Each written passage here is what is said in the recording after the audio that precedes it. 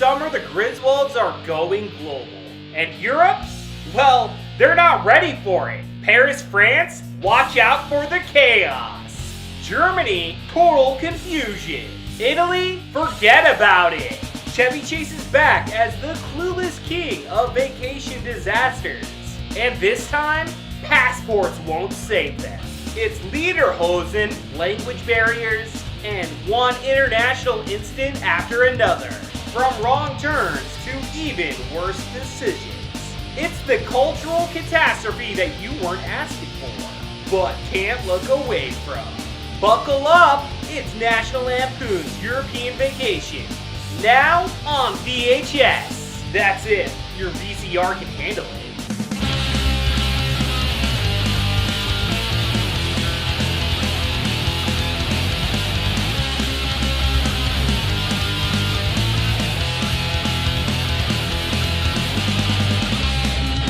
In a bold experiment in human endurance, one American family attempts the impossible, navigating Europe with zero preparation. Armed with maps they can't read, customs they don't understand, and confidence they didn't earn. The Griswolds set out to conquer the continent. What follows is less vacation and more international incidents. From accidental nudity to vehicular manslaughter, cultural exchange has never been this traumatic. So press play as we watch National Lampoon's European Vacation.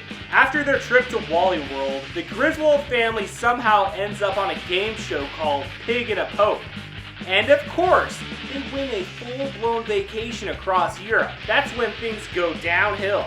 Fast! First stop, London. They check into this busted-ass hotel with a sketchy tattooed desk clerk who looks like he just rolled out of a pub fight. Clark's driving on the wrong side of the road the entire time, smashing into everything in sight. And he even ends up stuck in a roundabout for hours, just looping around like a clueless American hamster. Then they hit Stonehenge. And in true Griswold fashion, Clark backs into one of the giant stones and knocks down the whole damn thing like a set of dominoes. Next up, Paris. Clark gets the camcorder stolen by some dude he asks to take their picture. He also gets roasted by a French waiter for his god-awful French, but he's too oblivious to notice. Rusty wears a lame tourist beret and gets clowned by girls at the Eiffel Tower. Clark tries to help by chucking the beret, and a dog jumps off the tower to chase it. Don't worry, somehow the dog lives. Later, Clark and Ellen go to this raunchy can-can show. And surprise, they find Rusty there with a prostitute. Pretty awesome. Then they hit Germany. Classic Griswold move. They bust into a random old couple's house thinking it's their relatives. Well, they're not. No one understands each other. But somehow they end up staying the night anyway. The next day, Clark joins a traditional folk dance and turns it into a full-on street brawl, wrecks a bunch of vendor booths, and gets his car wedged in some medieval alleyway. Finally, Rome. They rent a car from what they think is a legit travel office, but surprise, it's run by thieves who have a real manager locked in the trunk. They drive off not knowing there's a dude in there. Later, Ellen finds out that the stolen camcorder footage of her, let's just say, private moments, is being used on a billboard to promote porn. Yeah, she's not thrilled. She confronts Clark, who said he erased the footage, nice job buddy, and she storms off, only to run into the same dude who rented them the car. He ends up kidnapping her in a Beetle, and Clark goes full action hero, chasing him across Rome and finally tackles him into a fountain. Police show up, problem solved.